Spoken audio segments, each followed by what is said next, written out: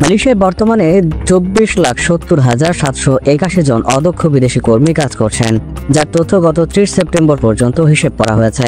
দেশটির মানব সম্পদ মন্ত্রী স্টিভেন সিম চি কিয়ং গতকাল সংসদে এক লিখিত উত্তরে এই তথ্য জানিয়েছেন। স্টিভেন সিম বলেছেন, দ্বাদশ মালয়েশিয়া পরিকল্পনা অনুসারে সরকার নির্ধারণ করেছে দেশের মোট শ্রমশক্তির 15% বেশি বিদেশি কর্মী হবে না।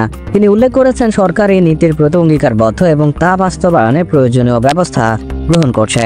এই নীতির আওতায় গত বছরের 18 মার্চ থেকে নতুন বিদেশি কর্মী নিয়োগের অনুমোদন স্থগিত করা হয়েছে।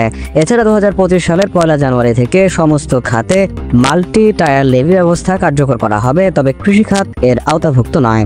সরকার টেকনিক্যাল এবং ভোকেশনাল এডুকেশন অ্যান্ড ট্রেনিং প্রোগ্রামের মাধ্যমে দক্ষ মালয়েশিয়ান কর্মশক্তি তৈরিতে মনোযোগ দিচ্ছে। এতে করে উৎপাদনশীলতা বৃদ্ধি করা যাবে এবং বিদেশি শ্রমিকের উপর নির্ভরতাও কমবে বলে আশা করেন তিনি। মন্ত্রী আরও বলেছেন, কম বেতনের পদগুলোতে স্থানীয়দের কাজ দিতে ন্যূনতম মজুরির হার পুনর্বিবেচনাও করতে পারে সরকার। সরকারি তথ্য মতে বর্তমানে মালয়েশিয়ার প্রধান খাতগুলোতে যে পরিমাণ কর্মী নিযুক্ত রয়েছে, এর মধ্যে উৎপাদনে 7,71,327 জন বিদেশি কর্মী কাজ করছেন। এছাড়াও নির্মাণ সেক্টরে দ্বিতীয় সর্বোচ্চ 6,98,407 জন, সেবা খাতে 4,48,572 জন, খামার খাতে 2,66,600 জন, কৃষিতে 1,83,086 জন, গৃহস্থালী কাজে 1,02,037 জন এবং খনি এবং খনন খাতে 752 জন কাজ করছেন।